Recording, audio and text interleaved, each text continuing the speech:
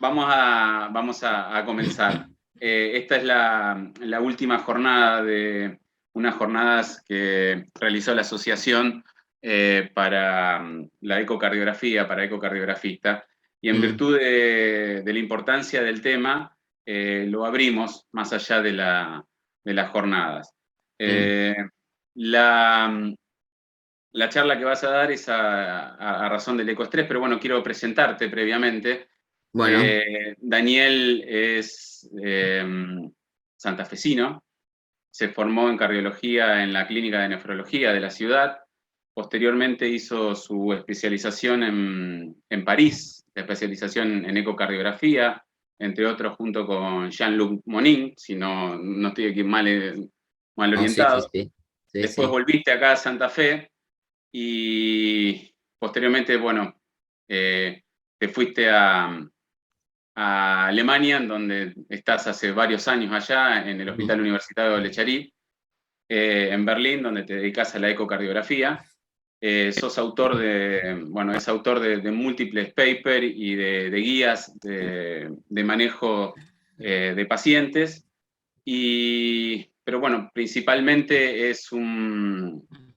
como más orgullo es haber sido exalumno de la gloriosa Escuela Comercial Domingo Guzmán Silva que Muy bien en compartimos. nombrarla, muy bien, no hay que olvidarse de las raíces.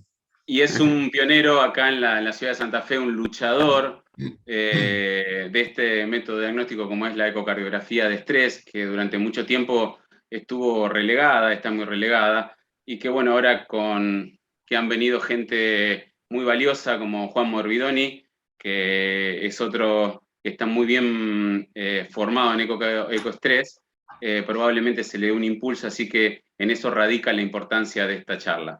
Y el tema es evidencias clínicas y científicas para el uso rutinario de la ecocardiografía de estrés. Así que, Dani, muchísimas gracias por tu tiempo, muchas gracias por compartir tu conocimiento con nosotros, así que adelante, somos todos oídos. Bueno, gracias Adrián por la invitación y es un orgullo para hablar para la ciudad, y que la tengo bien presente todos los días, como digo yo, para la feliz. Y bueno, ahora vamos a hablar un poco voy a hacer una presentación práctica para cardiólogos y ecografistas, y a lo último, vos, Adrián, sos el coordinador, si te parece a vos y te parece a vos interesante, y si hay tiempo, podemos hablar solamente para los ecografistas un par de consejos prácticos para todos aquellos que quieran empezar con la ecografía de estrés. A ver qué, para qué. Bueno, voy a hacer algo un poco básico y después entro en un poco en detalles. Para que cierro acá, si pueden ver.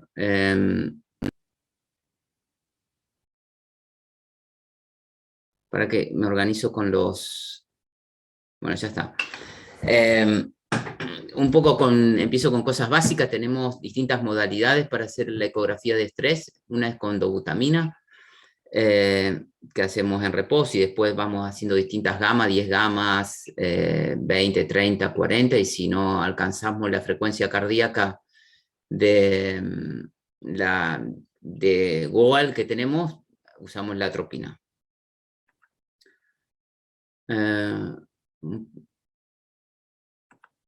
A ver, para qué se me paró.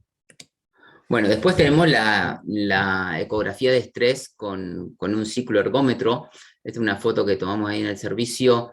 Es muy fácil, es como si fuera una ergometría, y después, mientras hacemos la ergometría, hacemos la ecografía. Empezamos en una etapa de 0 watts, grabamos las imágenes en distintas vistas, 4 cámaras, 2 cámaras y 3 cámaras son las que más empleamos, y después hacemos cada 25 watts, cada 2 minutos vamos subiendo la frecuencia de 50 watts hasta que el paciente, lo limitamos por los síntomas generalmente, y el goal siempre es la frecuencia cardíaca también. Después tenemos en otra sala, la parte con cinta. Esto es fácil también de hacer. Esto es la sala donde hacemos cuando fusionamos que es una cosa interesante, fusionar la ecografía de estrés con la espiroergometría. La espiralgometría es fácil si uno toma para nosotros los cardiólogos solamente el VO2, el consumo de oxígeno máximo, solamente con ese parámetro ya es más que suficiente. Si es menos de 20, ya podemos en una Disney en estudio ya podemos tener una idea de en qué paciente estamos. Si es menos de 15 ya también, y bueno, ya es menos de 10 ya estamos seguros de dónde viene el problema. Junto con la ecografía nos da mucha información. Eso se hace, el paciente fácil corre hasta que la frecuencia cardíaca que nosotros tenemos como VOAL, y después cuando termina lo hacemos acostar y en 1 o 2 minutos le hacemos las imágenes. Tienen que saber que a veces en la ecografía las imágenes no son optimales, entonces usamos contraste, pero podemos hacerlas sin contraste. Solamente se complica un poco a veces hacerlo con contraste porque necesitamos un perfusor. Ese perfusor hay que pedirlo y necesitamos una enfermera que nos ayude, pero bueno, ayuda mucho. Lamentablemente en algunos países no lo tienen, como sé que en Argentina es difícil conseguirlo, pero bueno, ya va a llegar y da muy buena información. Sobre todo, no solo para la ecografía de estrés, sino también en la práctica clínica con una sospecha de trombo, realmente es muy bueno. Bueno, estas son las indicaciones con clase 1 y clase 2A, digamos las indicaciones para una práctica clínica. El dolor torácico en estudio es la principal, la más frecuente, es la que me voy a focalizar un poco. Y después también vamos a tener, cuando un paciente ya sabemos que tiene enfermedad coronaria y tiene una estenosis entre el 50 y 70%, podemos hacer una cardiopatía, una ecografía de estrés para ver si el paciente tiene isquemia o no. Después hay nuevos, también, no nuevos, pero bueno, relativamente ahora, como dijo Adrián, recomendado por guías de expertos, que es cuando el paciente en una disnea en estudio, cuando nosotros sospechamos que el paciente, por ejemplo, tiene una insuficiencia cardíaca con función preservada. En el prequirúrgico de cirugía vascular, o sea, de cirugía de alto riesgo, pero prácticamente en las cirugías vasculares, como decía Adrián, un pionero de la ecografía con dobutamina en la estenosis aórtica con bajo gradiente y bajo flujo, y fracción de eyección menor al 50% fue Jean-Luc Monin, que trabajamos con él en los primeros estudios en París en el 2005 más o menos. Eso está muy en boga ahora, y no solo que es un trend topic en la estenosis aórtica, sino que está recomendado por las guías también. Después, para medir viabilidad miocárdica es muy bueno, la ecografía de estrés, específico y sensible, y también para, como dije antes, cuando un paciente tiene una angina estable, para ver realmente, estratificar el riesgo del grado de isquemia que tiene. Y bueno, en la miocardiopatía hipertrófica, para ver si es fácil también, para ver, solamente tenemos que medir el gradiente en el tracto de salida, el gradiente máximo, a ver si es más de 50, para decir que si es obstructivo o no. Como dije, me voy a focalizar en el dolor torácico. Vos, Adrián, si la gente se va admitiendo, vos si querés la vas aceptando. Bueno, lo que decía de la estenosis aórtica de bajo gradiente y bajo flujo, cuando la fracción de eyección es menor del 50%, puede ser que sea una estenosis aórtica verdaderamente severa, aun cuando la hacemos con dobutamina, pero puede ser una pseudo severa. O sea que cuando le hacemos unas dosis bajas de dobutamina, que hacemos como 2,5 miligramos, 2,5 gamas, hasta llegar a las 10 gamas, le vamos haciendo dosis leves de cada 3 minutos, y vamos midiendo el tracto de salida con pulse Doppler y con continuous Doppler, y después al final, cuando la frecuencia cardíaca es entre 100 y 110, o más del 20% de la frecuencia de base, vemos a ver cómo están los cálculos, y si la velocidad máxima de 4 metros, o el gradiente medio es más de 40, y el área es todavía de -1, decimos, bueno, es una estenosis aórtica verdadera y severa, pero suponete, si la velocidad no aumenta más de 4 metros y el área sube más de 1 metro, de 1 centímetro cuadrado, decimos que es una pseudoestenosis. Bueno, es simple. Por eso quiero decir que es otra indicación. Ahí están inclusive por las últimas guías americanas y europeas de valvulopatías. Más detalle pueden ver ahí. Después, un momento. Después estás, lo que decía Adrián, que unas nuevas guías. Había 2 guías, había hace 2 o 3 años unas guías de insuficiencia cardíaca con función preservada, que estaba recomendado hacer una ecografía de estrés para ver en los pacientes con sospecha de insuficiencia cardíaca con función preservada, y ahora hay una nueva guía también eh, de la Asociación Europea de Cardiovascular Imaging, que bueno, también lo recomienda. Es fácil solamente cuando, por ejemplo, tenemos un paciente con sospecha de insuficiencia cardíaca preservada, y cuando le hacemos por vía con el ecoestrés, con una ecografía normal, vemos que no tiene criterios para presión elevada del ventrículo izquierdo o la presión capilar pulmonar, podemos hacer una ecografía de estrés, y si el IOBRI prime mitral es más de 14 y la velocidad tricúpide es más de 2,8, es un criterio para decir, bueno, el paciente tiene disnea. Tiene disnea por disfunción diastólica, y podemos hacer el diagnóstico de insuficiencia cardíaca diastólica o con función preservada. Después está el tema de la viabilidad. La viabilidad, le voy a ser sincero, si en un centro donde no hay resonancia magnética, la ecografía de estrés con bajas dosis es buenísima y es fácil de hacer. Pero, bueno, le voy a ser sincero que cuando hay una resonancia magnética es mucho más fácil. La resonancia magnética solamente tenemos que ver si el espesor miocardio con el ley Enesman es más del 50%, ya decimos que no es viable y realmente es mucho más fácil. Pero bueno, si no hay disponible una resonancia magnética, o a veces puede realmente pasar que el área de necrosis con el ley Enesman no es tan clara, o el terreno a revascularizar no es tan grande, y bueno, siempre la ecografía de estrés está disponible con menos riesgo, menos costos, así que bueno, es una opción también. Después, cuando termine la charla, si quieren más detalles de cómo se hace cada método, en cada recomendación que hay, podemos focalizarlo. Adrián es el coordinador, él lo va a determinar. Después, bueno, están en un prequirúrgico, es muy buena, no en todas las cirugías, sino en cirugías de alto riesgo y en pacientes de alto riesgo. No a todos los pacientes que van a una cirugía vascular de alto riesgo hay que hacerle una ecografía de estrés o un test de isquemia. Para que tengan una idea a grandes rasgos, está indicado esto en las cirugías vasculares, una cirugía de enfermedad arterial periférica, un aneurisma, son los más frecuentes, o también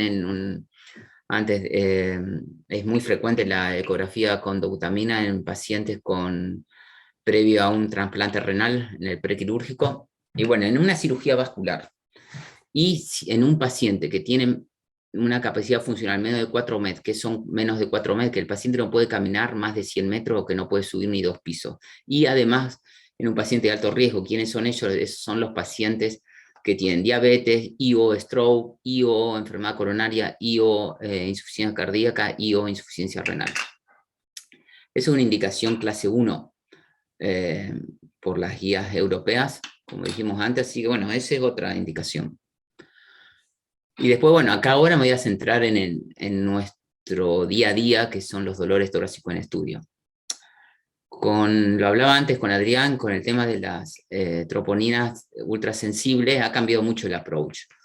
Pero bueno, hay que ser, cuando nosotros hablamos de troponinas ultrasensibles, estamos hablando de las guías europeas en Europa, en el primer mundo, pero bueno, hay que ser consciente que hay una vasta diferencias en cuanto a infraestructura en algunos países como Argentina o en otros países pobres, que no tienen troponina ultrasensible o tampoco tienen troponina cuantitativa y solamente tienen la SKMB. Entonces, bueno, por eso voy a tratar de enfocar en todos los aspectos.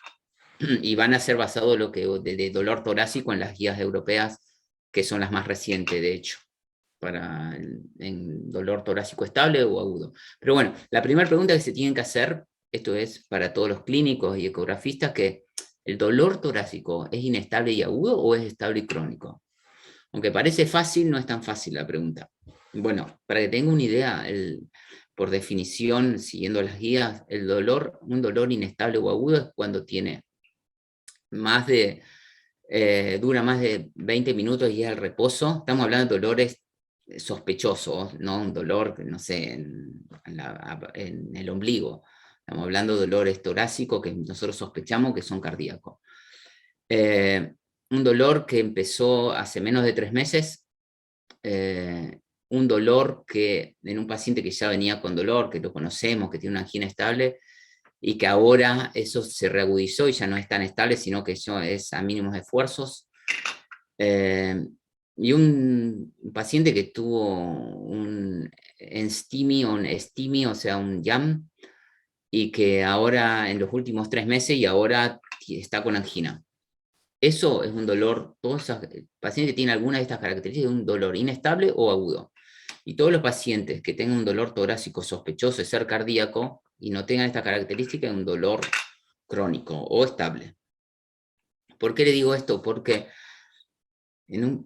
primero para el approach y también para saber a qué paciente vamos a indicar con un dolor torácico, porque si un paciente está inestable, con un dolor agudo inestable y no sabemos que si es de bajo riesgo, de intermedio, de alto riesgo, no podemos hacerle una ecografía de estrés porque en el medio de la ecografía puede tener un infarto, se puede hacer un infarto, digamos, con elevación del ST o se puede descompensar realmente.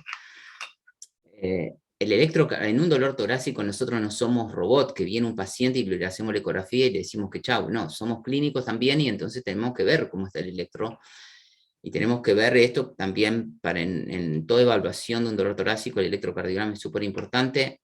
Hubo mucha discusión con las T negativas, pero ahora, después de muchos estudios, dicen que las T negativas no son tan específicas ni tan sensibles, pero bueno, cuando tienen más de 1 milímetro las T negativas, traen más de 5 derivaciones, son realmente importantes, o cuando tiene una depresión del ST. Depresión del ST, antes se decía cuando es más de 1 milímetro es siempre, pero bueno, ahora con solamente de 0,5 milímetros, más en B2 y en B3, puede ser importante también. Bueno, un bloqueo nuevo de rama izquierda, como siempre, una nueva Q, o una elevación transitoria del ST, siempre son cosas tradicionales, pero quise poner esto que están acá.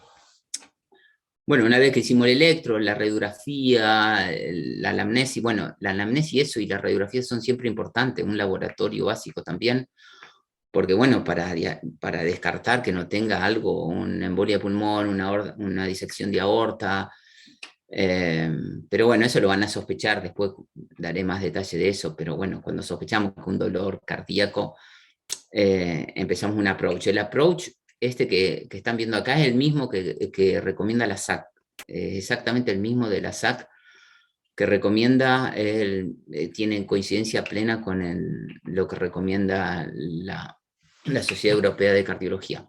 Bueno, si usamos la troponina ultrasensible, la de Roche, la que más se usa, pero hay otras que son los cutoff que ven, si es menos de 5 nanogramos, si estamos hablando que un paciente tiene, digamos, está estable, no tiene arritmias ventriculares, no tiene insuficiencia cardíaca, no está inestable, no está en shock, el electrocardiograma es normal, o bueno, puede tener una hipertrofia o algunas cosas, pero no tiene los cambios esos significativos que yo le dije, podemos empezar con observar y podemos hacer una troponina antes de meterlo a una unidad coronaria.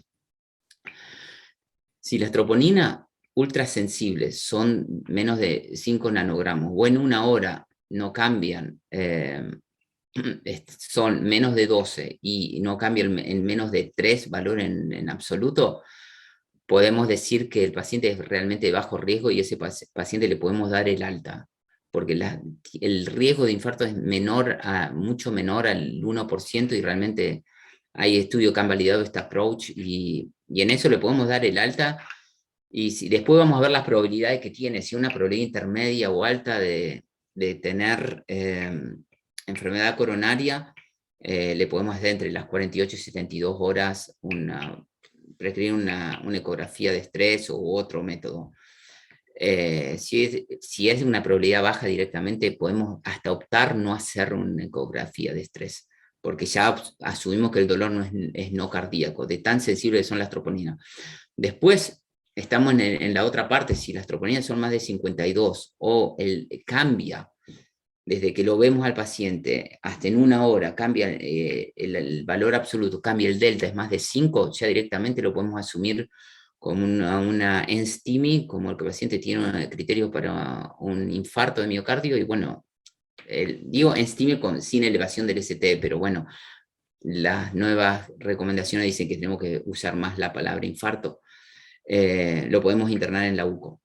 Si no tiene ninguna de esas características, podemos esperar hasta 3 horas y observar al paciente y ver las probabilidades. Si en esas 3 horas después el paciente tiene criterios como lo ven acá, que más de 52 la troponina, más de 5, bueno, lo podemos ingresar a la unidad coronaria, si no, dentro de las 48 horas, 72 horas, si no tiene esos valores, podemos darle el alta y hacerle un estrés funcional o una tomografía, una angiografía tomográfica dentro de las 48 horas, y si la probabilidad es baja, le podemos, digamos, darle el alta y dentro de las 48 horas, o se lo podemos hacer en una guardia también. Bueno, lo decía antes, no se olviden tampoco de que las troponinas pueden estar elevadas en otros eventos, en otras enfermedades que también son en algunas un diferencial diagnóstico de un síndrome coronario agudo. Me quiero quedar con la embolia de pulmón, con una fibrilación auricular, a veces se complica, no controlada. Si el paciente tiene un poco de fiebre con una miocarditis, más acá ahora con el tema del COVID. Y bueno, la disección de aorta, piénsenla siempre. A mí, bueno, el tema de la embolia de pulmón también es un tema que me canso siempre de diagnosticar en las guardias, porque si no la sospechas no la vas a diagnosticar nunca, así que eso ténganlo en cuenta también, más si el paciente solamente tiene disnea y está taquicárdico. Bueno, pero ¿qué pasa si no tenemos las troponinas? Si no tenemos las troponinas, tenemos de ultrasensible, tenemos que volver al año 94 a la clasificación de Braunwald. La clasificación de Braunwald es esta que dice, bueno, los divide en alto riesgo, intermedio y bajo riesgo, usando troponinas o cosas, o CKMB. Bueno, si tampoco tienen las troponinas normales, pueden usar la SKMB en ese sentido, pero tienen que usar este esquema, el de Braunwald, que es el que más validado está, o sea que si el paciente tiene una angina, como ustedes leen, en las últimas 48 se descompensó, tienen más de 20 minutos una angina de reposo, tiene cambios en el electrocardiograma, tiene insuficiencia cardíaca inestable, bueno, es de alto riesgo y hay que hacerle una coronariografía directamente.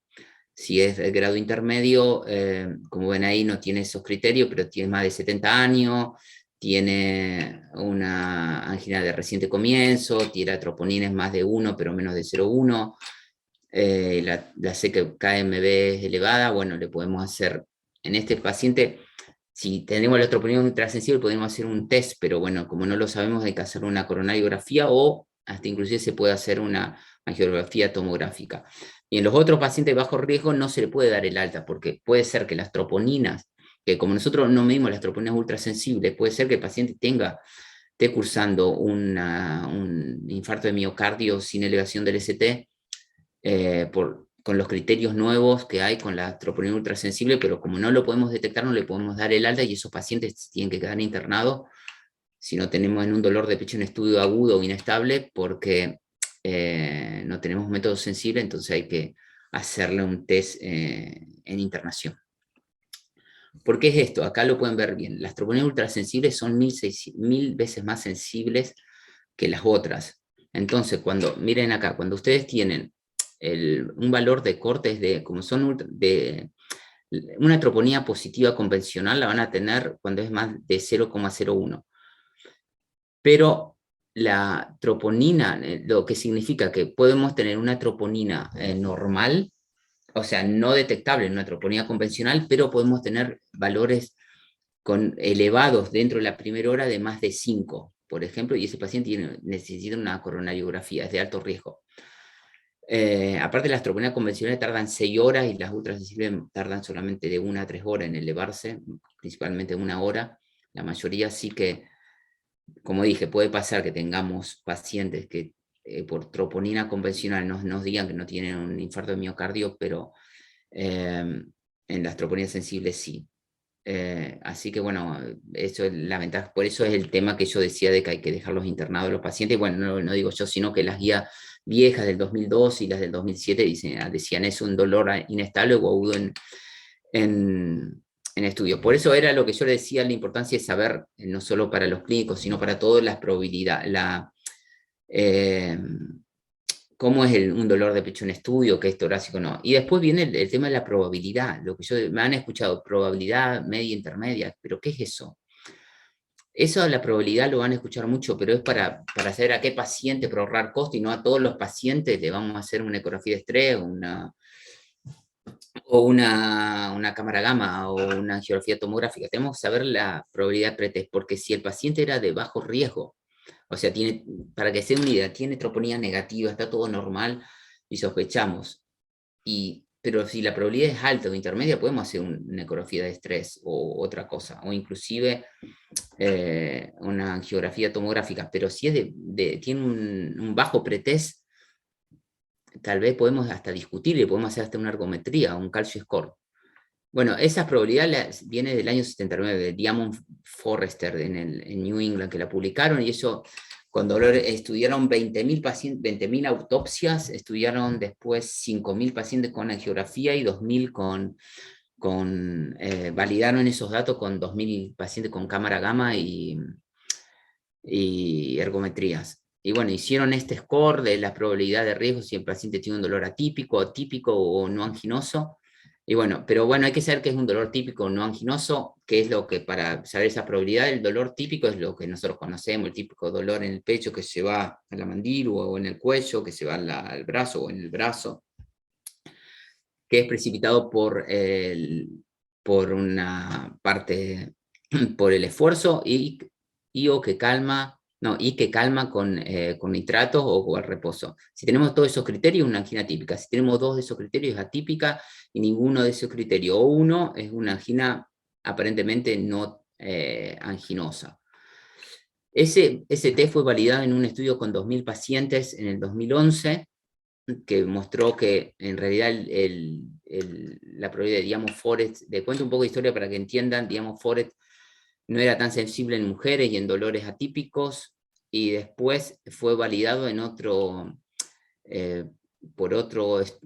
por el mismo estudio, el mismo grupo, en 15.000 pacientes con estudios de angiografía, y este estudio fue el que mostró realmente un nuevo score que es muy específico para decir, bueno, la probabilidad pretest alto o baja.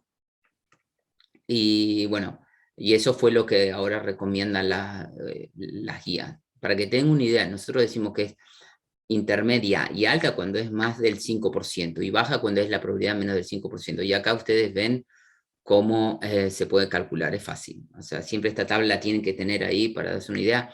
Obviamente que para que tengan una idea, si un paciente es menor de 40 años y tiene un dolor no anginoso, siempre va a ser atípico, para que se den una idea. Y bueno, lo que agregaron que también con disnea, se puede, como un símil a angina pectoris.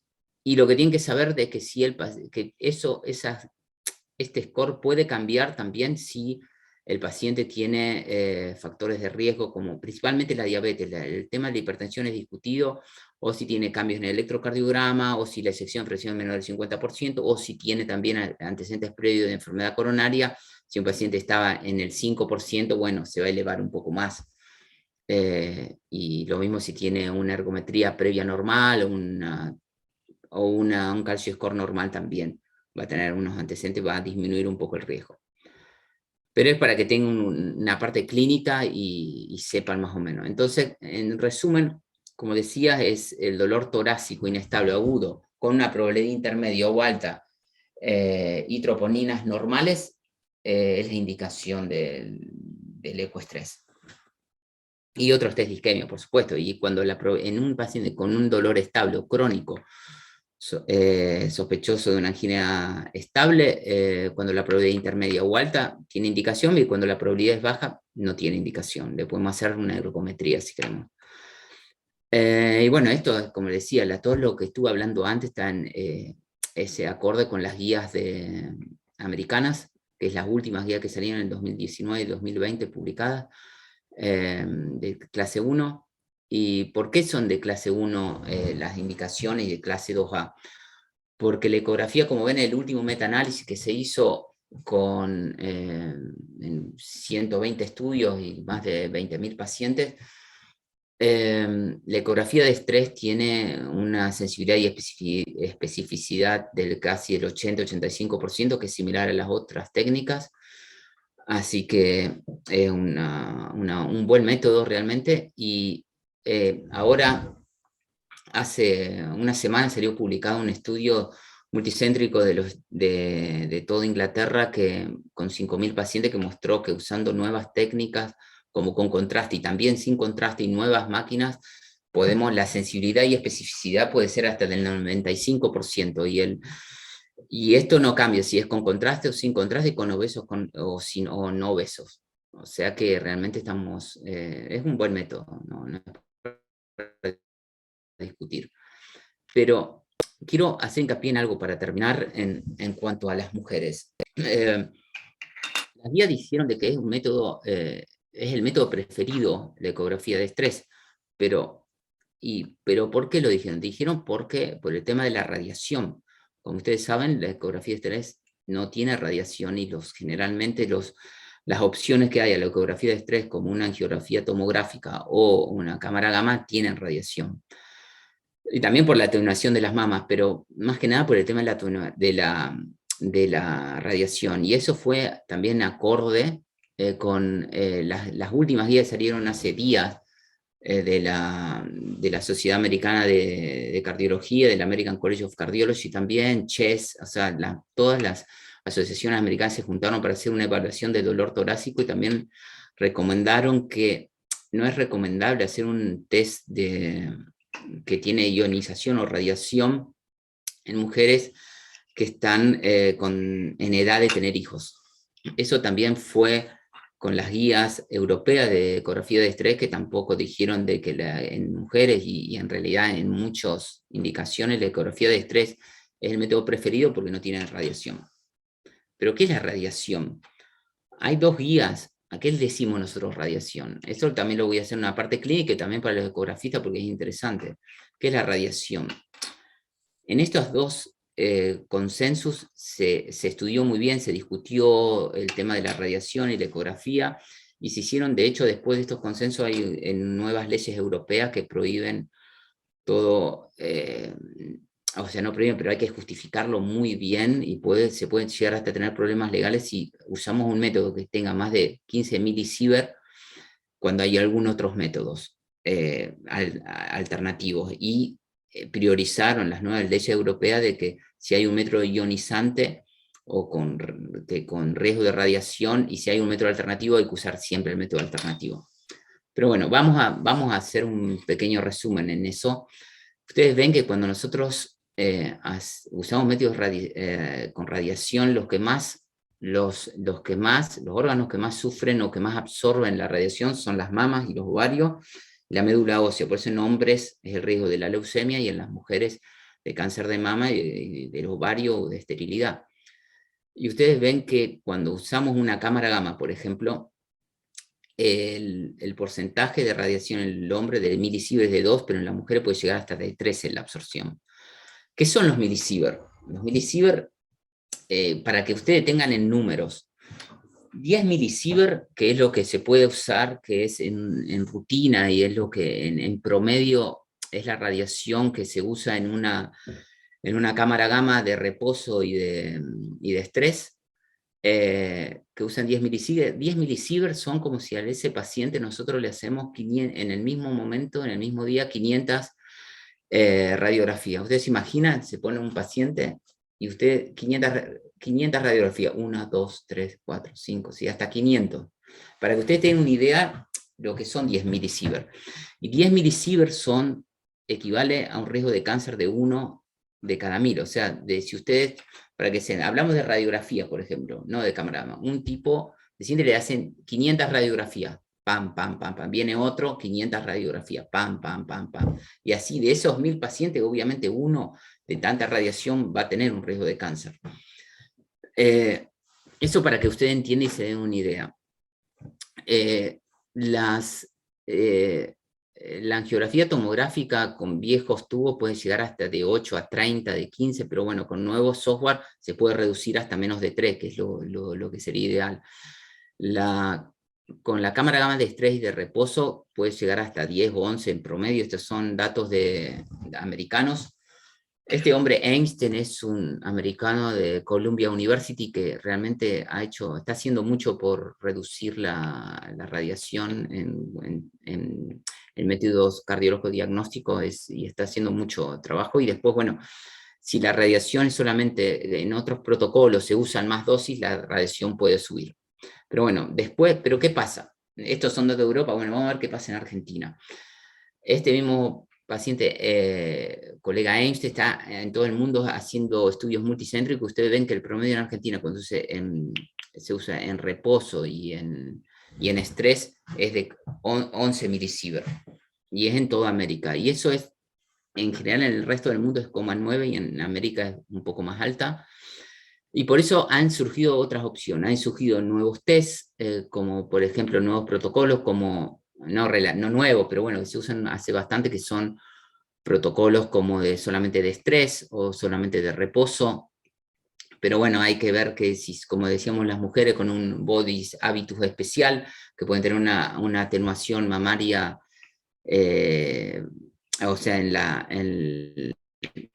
en la pared inferior pueden tener una atenuación, o pacientes obesos pueden tener una atenuación inferior, y en esos pacientes hay que hacer un estrés de reposo, una cámara gamma de reposo y de estrés. O sea, pero han surgido también otras cosas como cámara gamas de cristales con cadmio, zinc y teleruro, que reducen casi al 50%. Son más caras, pero bueno, la reducen que en comparación con los cristales convencionales de cámara gamma de sodio y yodo, que la radiación, como dije, promedio es de casi de 11, y con una nueva cámara gamma con cristales de CINIS y cadmio son del 50% menos. Como ven acá,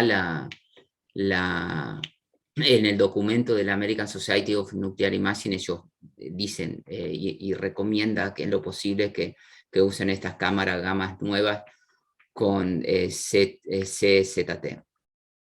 La Asociación Europea de Medicina Nuclear también las recomienda, pero bueno, vamos a ver, lo que pasa es que en el mundo esas cámaras son muy caras, y el porcentaje, como ustedes ven, si usamos métodos convencionales, los millisieverts son de 12 a 10, y si usamos estas nuevas cámaras gamma de cadmio y zinc, baja hasta el 7 con reposo y estrés. Pero lamentablemente, como ustedes pueden en el mapa mundial, en Latinoamérica prácticamente que no hay, solamente hay en Oceanía en un porcentaje más del 20%, y aún en Estados Unidos, bueno, que tienen un nivel económico muy alto, lo tienen. Pero como decía, por suerte hay otros métodos para la cámara gamma, pero que usan también radiación, que son los de estrés, solamente de estrés o solamente de reposo. Pero aún así, en los cálculos, esto que hicieron los multicéntricos, aún así la radiación varía del 4 al 5 milisievert. O sea, 5 milisievert es un riesgo, como le dije, son 250 radiografías en un mismo día, y el riesgo es de 1 en 2000 de cáncer. Y si es 3 y es de reposo, como dice, de 10 a 15 milisievert. Pero lamentablemente ese estrés protocolo también solamente de estrés se utiliza muy poco, pero esto ya no pasa por la calidad, no sé si es por falta de información, pero es también por la calidad de imagen de lo que hablábamos. Entonces se usa muy poco, menos del 20% en Estados Unidos, por suerte en Sudamérica se utiliza mucho más, pero bueno, por esto mismo y por este tema de la radiación, la sociedad Europea de Medicina Nuclear, de Cardiovascular Imaging, ha hecho recomendaciones, más que nada cuando se usa la cámara gamma, que traten de usar milicuries de dosis bajas cuando se el estrés y de reposo, que traten de que de los milisieverts sean de 2 a 8, de cuando hacen un estrés solo o de reposo, que traten de tener de menos de 2 milisieverts, y que siempre informen en los informes de la cámara gamma cuántos milisieverts se ha usado, porque la radiación, no se olviden que es acumulativa, o sea que si un paciente en 2 años tuvo 2 cámaras gamma, ya tiene 20 milisieverts, o sea que ya el riesgo es más alto de cáncer. Así que por eso es que es bueno informar a ver la radiación, y cuando se hace un CT, una angiografía con CT también, hay que tratar de usar nuevos software que son guiados que traten de guiar por el electrocardiograma, y que traten de ser solamente un ciclo cardíaco, que hagan los cortes para reducir también mucho más, y con buenos scans nuevos que usan 100 kilovoltios podemos llegar a tener menos de 3 milisieverts. Entonces, como mensaje final, me quiero quedar con el mensaje de la Sociedad Europea de Cardiología y de Cardiovascular Imaging, y que dicen que, bueno, que un método que tiene radiación no es recomendado cuando hay otro método que puede ser usado y que da la misma información que no tiene radiación. Bueno, muchas gracias por su invitación y atención.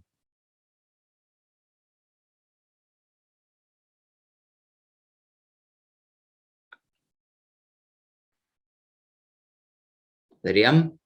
Muy bien. Perfecto. Bueno, excelente, Dani.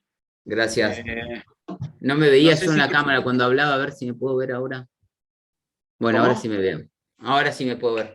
No, que hablaba y no me miraba en la cámara, pero bueno. Bueno, vos, Adrián, vos coordinás todo lo que vos quieras No sé ahora. si querías mostrar algunos tips básicamente para los chicos que hacen ecocardiografía, algunos tips de la parte técnica, algunas cositas que vos me habías dicho que tenías. Sí, Con todo gusto, digamos, lo podemos hacer, y bueno, después armar, si hay algunas preguntas, lo podemos hacer. dale, dale. ¿Lo tenés? Miren, ¿Lo tenés? ahora le hablo a ver, para que cierro un poco otra vez, así puedo ver. Daniel, discúlpame, tenés que dejar de compartir pantalla si querés cerrar lo que compartís, como quieras. Ok, vos decís para que... No, no, Si es lo no. que querés hacer, dejar de compartir. No, está bien, está bien, está bien. Ah, perfecto. No era que cuando yo hablaba ver mi cara o la cara de Adrián, pero no, ahora voy a ver las diapositivas. Pero si no, parece que no le estoy hablando a nadie, por lo menos si lo veía Adrián, parece que le hablaba a Adrián. Pero no, ahora bajo la imagen, ahora voy a dar un par de tips. Bueno, esto va enfocado a los clínicos, a los ecografistas, pero a los clínicos les puede parecer interesante también. Siempre que hagan una ecografía de estrés, traten de leer la historia clínica, porque es muy importante eso. Nos da mucha información, porque no siempre va a haber estudios que realmente a veces están en el límite, y tenemos que decidir algunas cosas digamos, bueno, el riesgo después para hacerle el informe. Es muy importante realmente leer la historia clínica. Si nos dice que tiene una estenosis, ya tenía estenosis aórtica previa, o si tenía, una estenosis intermedia, para focalizarnos en cuál es la pared, si tenía ya una hipoquinesis anterior, inferior. Hay muchos datos realmente que nos da. Después pregunten prácticamente por el tema del dolor, de los dolores estos crónicos o inestables. No le va a pasar alguna vez que va a venir un paciente con un dolor torácico, y cuando le pregunte desde cuándo tiene dolor torácico, dice hace 2 días, y como el dolor dura más de 20 minutos y lo tengo en el medio del pecho. O sea que ese paciente no le hagan el estudio, porque puede ser una angina inestable. Y se le puede complicar el paciente cuando le hace esos pacientes, y con angina estable, si lo sube una bicicleta y se le hacen con un go al máximo, realmente puede pasar que hagan una fibrilación auricular severa, o puede hacer una taquicardia polimorfa por isquemia, o también, y lo he visto, generalmente hacen también elevaciones del ST en la parte máxima y después difícil compensarlo a esos pacientes. Por eso tienen que ver un paciente, díganle a la secretaria que venga con toda la información que vengan y con un electrocardiograma reciente. Eso es muy importante. Bueno, obviamente que el electrocardiograma lo vamos a hacer y traten de que tenga 12 derivaciones de electrocardiograma en el monitor. Me río porque yo creo que Adrián se va a reír también. Ese mito de los beta bloqueantes, el efecto protector, que no se puede hacer, es lo mismo, realmente. Las nuevas guías, ahora después voy a dar un par de tips de las guías, se puede hacer con beta bloqueantes, digamos. El tema es que, bueno, si el médico decide que si le suspenden los beta bloqueantes, la presión se va a ir por las nubes y tiene riesgo de arritmia, bueno, nosotros nos vamos a adaptar, nosotros no somos los médicos tratantes. Nosotros bien con beta bloqueantes, bueno, lo hacemos, pero bueno, la probabilidad que ese paciente llegue al GOAL va a ser menor. Al 85% de la frecuencia cardíaca que nosotros queremos llegar va a ser menor, y si menos del 85% vamos a informar que el método no es suficientemente sensible porque no llegó a la frecuencia cardíaca suficiente, pero si supera los 85% de la frecuencia cardíaca que nosotros pensamos, es un método, se puede hacer, digamos, se puede hacer y no existe ese teóricamente efecto protector de los beta bloqueantes. Bueno, y como les decía, si tiene un dolor de pecho reciente y están en un ámbito, fíjense si tiene troponinas del paciente antes. Después, eso es la parte clínica, pero ahora voy a la parte práctica. Denle mucha importancia verdaderamente a la parte de recuperación, a la recovery fase, más en el primer minuto. Muchas veces cuando hacemos la ecografía en ejercicio, por la disnea, por cómo se mueve el pulmón, o en la ecografía de dobutamina de tan rápido que se contrae el ventrículo, a veces que no es fácil analizarlo, verdaderamente, a veces, no en todos los pacientes, en algunos, no es fácil. Por eso tenemos la suerte de que tenemos esa recovery fácil en el primer minuto. Si el paciente realmente tiene una isquemia, lo vamos a ver. Y de hecho, en muchos pacientes se puede ver mucho mejor, más lo que es la pared anterior, se puede ver mucho mejor en ese primer minuto cuando el paciente deja de respirar tan rápido, y cuando la frecuencia cardíaca no es tan elevada, se puede ver perfecto y muchas veces van a encontrar hipoquinesia en esa fase. Y de hecho las guías americanas han hecho mucho énfasis en eso. Primer punto, que lo anoten. Segundo punto. Les va a pasar muchas veces que en 2 o más segmentos van a ser, está en el borde de lo normal o en el borde de lo hipokinético. Y va a pasar. No le digo que le va a pasar muchas veces, no sé el porcentaje, me puedo decir, no sé, de 1 en cada 20, me animo a decir, pero les va a pasar, y eso infórmenlo, no se la jueguen por hipokinético al final o por un normal. Pónganlo y usen el sinónimo, borderline normal o borderline hipokinético. Según eso va a ser de acuerdo al pretest del paciente. Si tiene enfermedad coronaria previa, una pretest de intermedia o alta, pongan borderline hipokinético si está en el límite. Y si es un paciente con probabilidad baja, pónganle borderline normal. Y no sé cómo hacen los informes, pero yo siempre lo pongo, digan que se necesita otro informe para descartar la enfermedad coronaria. Yo lo pongo así. Después, van a encontrar muchas veces también, no sé el porcentaje, me animo a decir también en 1 en 30, en pacientes generalmente pacientes jóvenes o con probabilidad baja, que el segmento basal inferior y basal posterior a veces son un poco hipokinéticos. No le den tanta importancia a eso porque es un solo segmento. Si son 2 es cuando le tienen que dar importancia, más cuando el paciente tiene una probabilidad pretest baja. Y si el paciente durante la prueba estuvo asintomático, bueno, más aún. Eso lo tengan en cuenta, que puede ser las guías también lo dicen a eso, puede ser un hallazgo dentro de lo normal. Bueno, después 2 cucos, como decimos en Santa Fe. La fibrilación auricular y el bloqueo completo de rama izquierda. En cuanto a la fibrilación auricular, si son pacientes que hace mucho que tienen la fibrilación auricular y la frecuencia cardíaca es de 80, un poco más, le va a parecer que todos los segmentos están hipokinéticos. Pero eso es generalmente en el reposo o en a bajo watt o a bajas dosis. Traten de hacer lo máximo posible del esfuerzo, de lo máximo, más del 85% al máximo de dobutamina, y ahí sí van a ver los segmentos que se encontraron muy bien. Lo van a ver bien a eso. Y también lo van a ver que si un segmento realmente es hipokinético. O sea que con la fibrilación auricular no se queden, o sea, insistan, traten de hacer los máximos watts posible o la máxima, tratar de llegar a la frecuencia cardíaca goal. Después con el bloqueo de rama izquierda, bueno, como ustedes saben, van a tener un septum paradojal, de movimiento paradójico.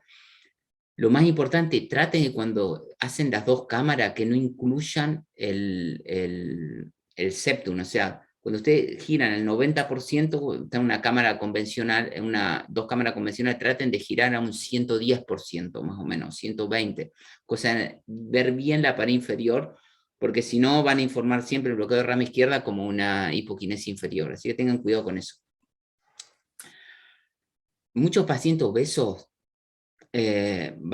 mejoran la ventana paradójicamente durante el esfuerzo, en los primeros esfuerzos.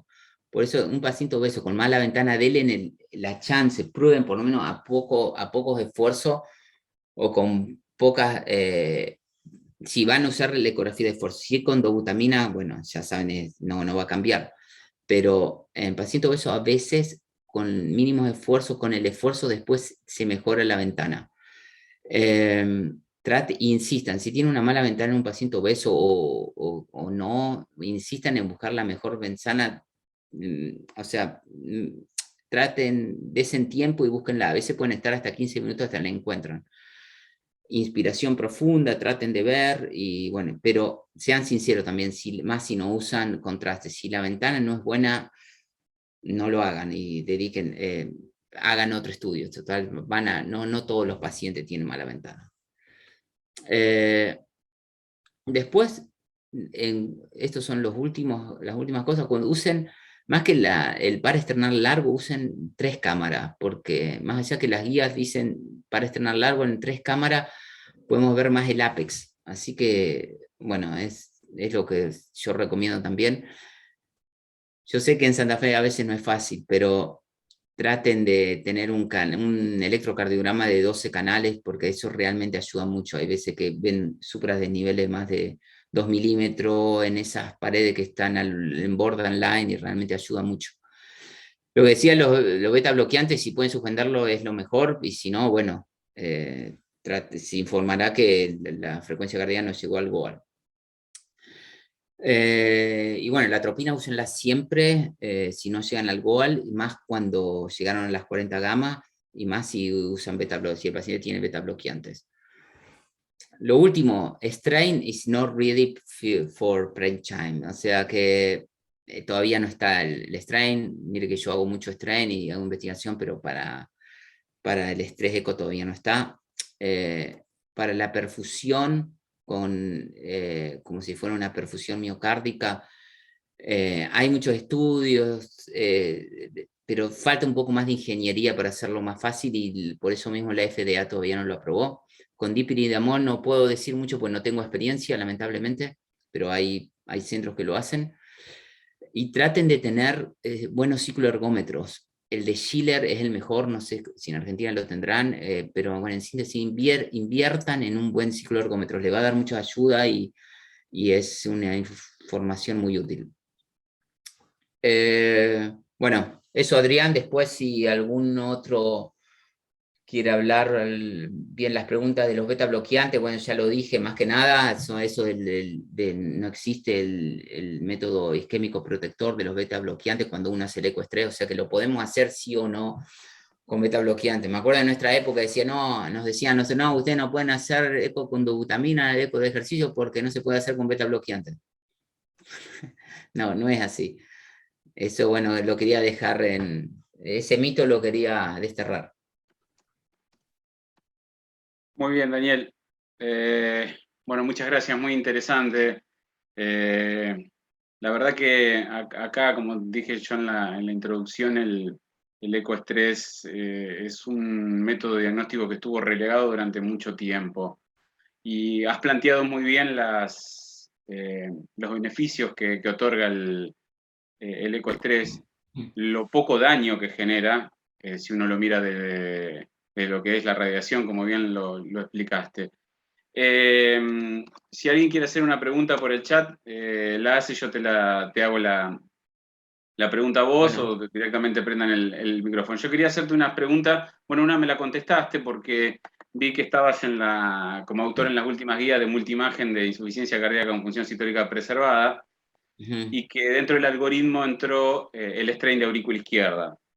Sí, exacto. Eh, y te iba a hacer esa pregunta, ¿qué experiencia tenés vos, básicamente en primer término, del strain longitudinal del ventrículo izquierdo en el estrés? Si no lo usás Mm. nunca, si usás cuando hay un aumento menor de la frecuencia cardíaca, que los frame rates lleguen al 80%, lo podés usar.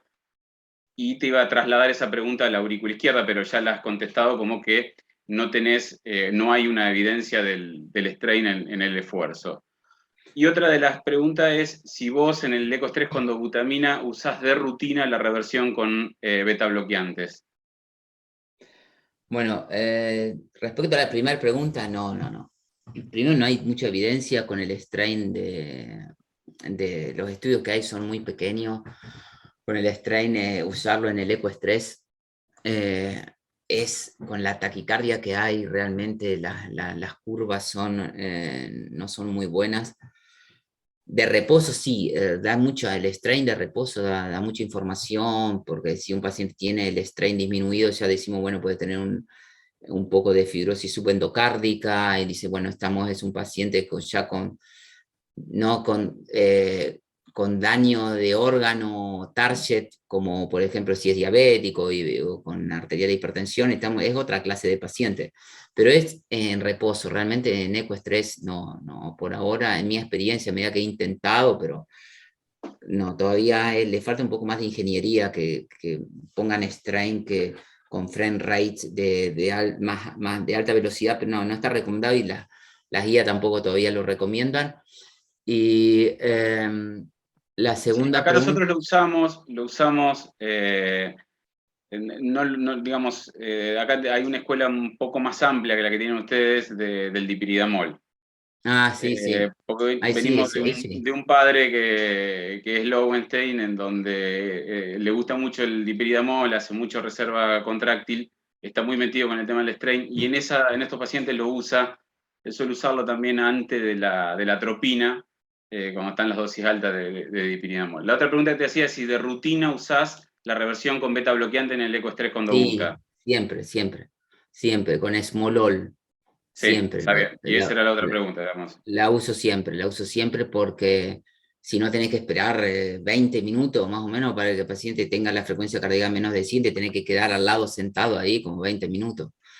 No, aparte no lo podés dejar con dosis de 40 o de 30, más con la atropina. Cuando la hacía atropina, la mayoría de pacientes se van como hasta 150, 140, más de 150 la frecuencia cardíaca. Y sí, lo uso siempre, casi. O sea, hay pacientes que el GOAL es 120, 130, y bueno, no, yo sé que en 5 minutos cambia, y no se lo doy, y la frecuencia cardíaca, la presión arterial está ahí en el límite y no lo uso. Pero bueno, pero es seguro, el esmolol, la vida media es de 1 a Sí, 2 ¿y no has minutos. tenido ninguna respuesta isquémica con la reversión con atenolol?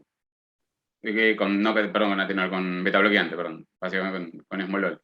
Vos que respuesta isquémica que vos decís que No en el máximo estrés, sino después de la reversión con betabloqueante, tener alguna respuesta isquémica. digamos de que, exacto, de que vos podés ver mejor la hipoquinesia. Claro. Por Por eso eso te decía, preguntaba la rutina, porque otra también, por supuesto sí, también obvio. que, Por eso por decía, supuesto que viste, que el yo, tiempo apura, más acá en Argentina, nosotros tenemos esa perspectiva también. no, es Sobre que, todo con. Adrián, te apoyan las guías de expertos las guías de expertos americanas, la última, que de hecho están en español también, lo recomiendan y dicen que también, que la fase de recovery, y también, vos fíjate que inclusive creo que la grabé esa parte, A ver, para... Ah, no, esa la saqué. De que es importante la fase de recovery, más cuando vas a hacer los beta bloqueantes por ese aturdimiento tardío, Claro. y podés ver con la dobutamina perfecto la hipoquinesia. No es en todos los pacientes, voy a ser sincero, pero se ve, sí, se ve, porque podés, cuando están a 140 y con, no solo, no es el tema de la dobutamina, no es la frecuencia cardíaca, sino es que el efecto inotrópico, que ves una cosa casi y cuando vos le das el beta bloqueante y disminuye, ves ahí la hipoquinesia anterior o inferior y la ves tranquilo. Sí, Acá sí, yo lo uso siempre. el doctor Perelló pregunta acerca de qué experiencia tenés y qué opinión tenés, porque bueno, hemos presentado un caso de la posibilidad de incorporar como método de control en los pacientes con estenosis aórtica severa asintomático, que tienen buena función, que no tienen una indicación de cirugía, del ecoestrés. ¿Tenés experiencia en algunos datos que puedan dar No. por sobre la prueba de esfuerzo? Mira, la estenosis aórtica de bajo gradiente. No. Un paciente con estenosis aórtica clásica que está asintomático y que sea el ecoestrés una indicación por encima de lo que es la hoy habitualmente indicada la prueba de esfuerzo, la ergometría. Sí, ok, yo pensé que era de bajo gradiente. No tengo experiencia porque en esos pacientes sí, yo le hago también una ecografía de estrés, porque cuando viene la ergometría le hago yo la ecografía de estrés, pero sí, a veces no hay evidencia para decir, siempre esos pacientes asintomáticos cuando le hacen ecografía de estrés llegan a más de 5 metros generalmente las velocidades. Y no, lo que yo, en realidad, te soy sincero, si tienen una isquemia, bueno, lo puedo ver, pero generalmente están estudiados esos pacientes, a veces ya antes, eh, pero en realidad lo que me fijo si hace arritmias ventriculares, cómo está la presión arterial y si realmente el paciente hace una angina de pecho fuerte. La información en cuanto a la presión pulmonar y etcétera, y las velocidades si aumentan, no le doy importancia. Pero bueno, es un dato más que lo tengo en cuenta, pero para la decisión clínica mía, cuando los pacientes vienen así con una estenosis aórtica asintomática, que generalmente son jóvenes, esos asintomáticos o con una válvula bicúspide, no, me fijo más en la parte clínica, en la parte de ecografía. Como no hay evidencia todavía, nunca tomé una decisión de mandar a un paciente a cirugía porque las velocidades son más de 5 metros y de hecho es frecuente que haga velocidad más de 5 metros en pacientes asintomáticos y con estenosis aórtica severa, cuando lo subí a una bicicleta. Tengo una pregunta, Adrián y Daniel. No sé si se me escucha, Daniel. Sí, se escucha perfecto. Bueno, antes que nada, gracias, Daniel, por tu tiempo y por tu charla. Con respecto al estrés diastólico, no sé si lo hacen de rutina en los pacientes que uno va a buscar isquemia. En general trato de hacerle función diastólica durante el esfuerzo. Es un minuto que lleva durante el pedaleo del paciente, se puede hacer en las primeras etapas. Y la presión pulmonar, obviamente, cuando la podemos capturar, es un dato que también nos ayuda, sobre todo en pacientes que estamos estudiando una disnea. No sé si te pasa o tener pacientes que no tienen disfunción diastólica, una E' septal menor a 15, de 10, de 9, pero con una presión pulmonar muy alta. Suelen ser en general pacientes jóvenes o pacientes muy añosos, lo contrario, que levantan muy rápido la pulmonar, pero que tienen una relación E' sin disfunción diastólica. Si eso te pasa, ¿cómo lo interpretás? ¿Qué valor le das? Si lo informás en un estudio. Sí, mira, la parte, el diastolic stress test, yo no lo hago de rutina porque lleva tiempo. Realmente no necesitas un protocolo de 2 minutos, necesitas de 3 o 4 minutos. Si vienes de 3 minutos para buscar una buena presión de la tricúspide, después buscar que un buen pulse Doppler en el mitral, el tissue Doppler, etcétera, necesita más tiempo, por eso yo no lo hago de rutina. A veces, si es fácil, le hago un continuous Doppler, pero en la rutina con tantos pacientes solamente lo hago cuando esté indicado, si no, no me concentro en eso, no me da tiempo. Pero cuando, como vos decís, cuando un paciente viene por disnea y además el médico quiere, mira, a veces me lo piden, mira, quiero saber cómo está la disnea y quiero saber si tiene isquemia, y los hago a los dos. Bueno, los hago a un protocolo de 3 a 4 minutos, y cuando la presión pulmonar, eso está bastante estudiado y discutido, cuando vos tenés ioberiprime, que no es más de 14, se mantiene durante el esfuerzo y solamente tiene una función la velocidad tricúspide de más de 2,8, se asume como que es por aumento del flujo pulmonar. No se le da importancia. Bien. Por el contrario, y eso en las guías lo pusimos nosotros eso, de hecho yo lo discutí con Patricio Lancelotti cuando escribimos las guías, y decidimos eso, y después en consenso lo pusimos, y también las guías, si vos lees en detalle la guía americana del 2016 de función diastólica, también lo pusieron. Y bueno, es así. Sherif Nagué también es partidario de eso, porque hay un estudio, Amil Shah de Harvard, que también pudo controlar eso, que pacientes que solamente tenían en un ecoestrés la velocidad tricúspide elevada no dan tanto pronóstico, sino por aumento de flujo, más como vos decías, pacientes jóvenes. O sea, en síntesis, es por aumento de flujo, no le des tanta importancia, pero lo que sí te puede pasar es que tienen la función tricúspide no sube, y sube el ioberiprane, es más de 15 o más de 20. En eso sí tenés que ver el contexto clínico, porque eso sí hay estudios de la Mayo Clinic que han dicho, bueno, en esos pacientes sí podés pensar en que realmente la disnea puede ser cardíaca o puede ser una insuficiencia cardíaca diastólica. Gracias, Daniel. No, de nada. Daniel, te hago yo una pregunta, no sé si alguien quiere hacer una pregunta. Dale, que tengo tiempo. Sí, después ya salí de copas, ya está para salir. ¿Cómo impactó? Estoy en el hospital todavía, así que después me voy en bicicleta a casa. Con 5 grados bajo cero, más o menos. No, hoy hace en Berlín 5 grados, 3 grados debe ser. Bien, no creo que haya mosquito como acá.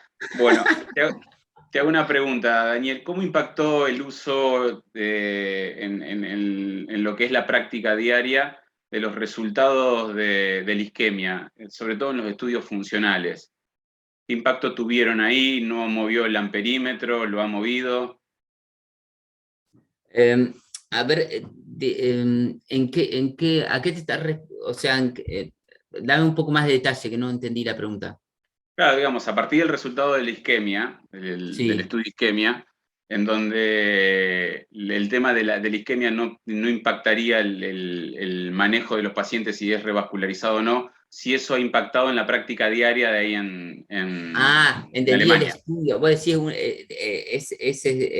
del trial, el estudio. El isquemia, sí, el isquemia trial. No, mira,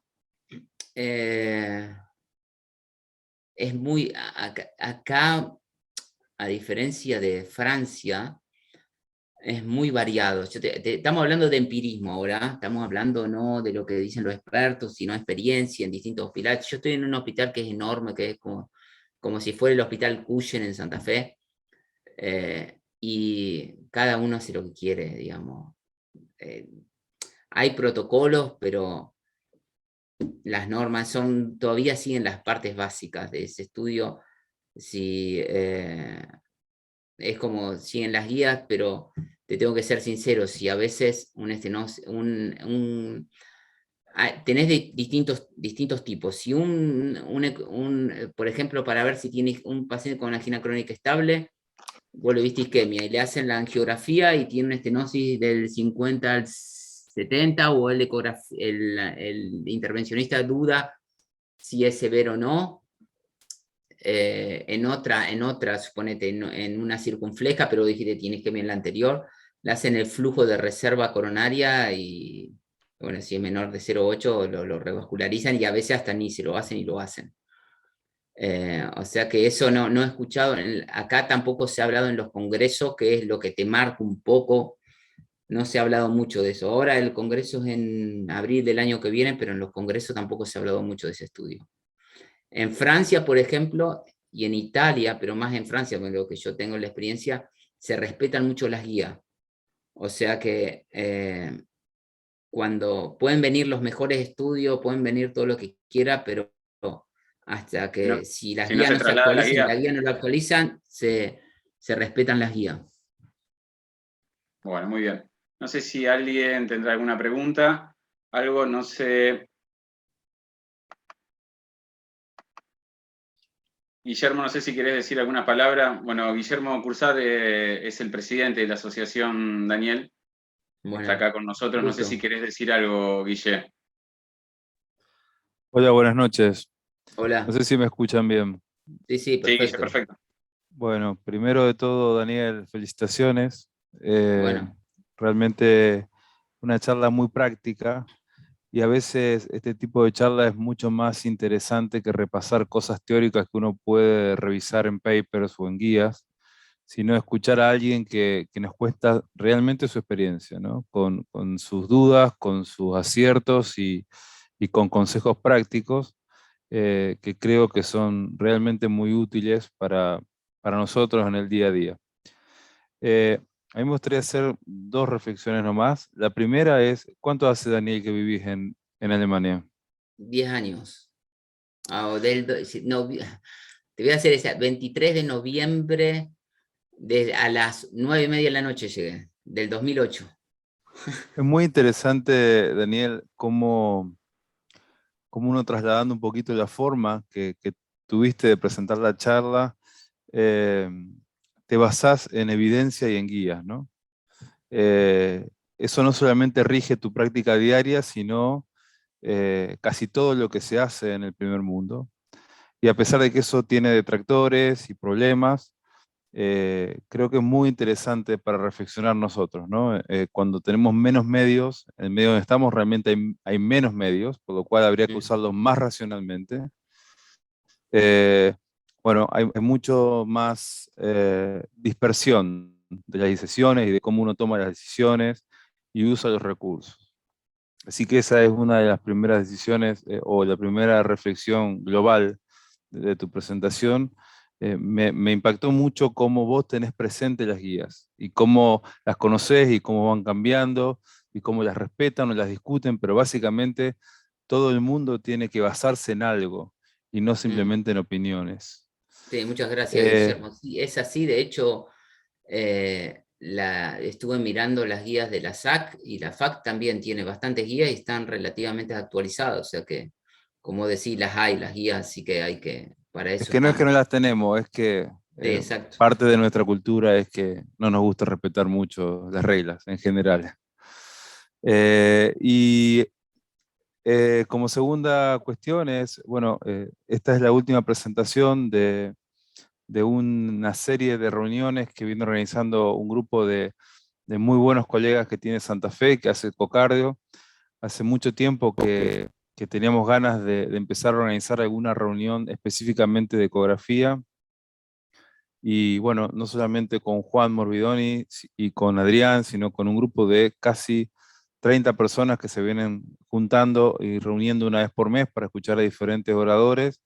De a poquito vamos aprendiendo, vamos compartiendo experiencias y creo que de eso se trata la sociedad científica, ¿no? De aprender, de mejorar y de discutir y de poner los problemas reales sobre la mesa. Lo que nos pasa en países con income countries, o sea, con ingresos medios, es que a veces estamos discutiendo cosas que pasan en otros países y no contamos lo que nos pasa realmente, los problemas que tenemos y las cosas con las que contamos. Es muy interesante la troponina ultrasensible, pero la realidad es que no la tenemos disponible. Entonces, Claro. creo que tenemos la obligación de conocer otras cosas para tomar las mejores decisiones. Y este tipo de charlas son las que creo que nos acercan un poquito más a eso.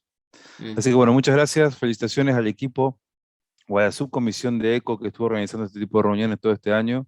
Seguramente el año que viene van a seguir y te vamos a volver a invitar, a Daniel, para hablar de algún otro Con gusto. tema. Con gusto. Y bueno, permítame un poco cerrar esta reunión con esto, agradeciéndoles. Parecía difícil armar algo de ECO, nos costaba mucho buscar la vuelta, pero finalmente salió muy bien y excedió las expectativas que teníamos. Así que creo que hay que redoblar la apuesta y seguir intentando. Así que bueno, muchas gracias. Gracias, Adrián, por esta reunión. Gracias, Daniel, por conectarte hasta ahora. Gracias, Juan, porque coordinaste todo este año estas reuniones, y al resto de la gente que se conectó y que trabajó el año que viene a seguir pensando de qué manera podemos seguir aprendiendo. Gracias a todos y buenas noches. Bueno, buenas noches. Buenas noches. Muchas gracias.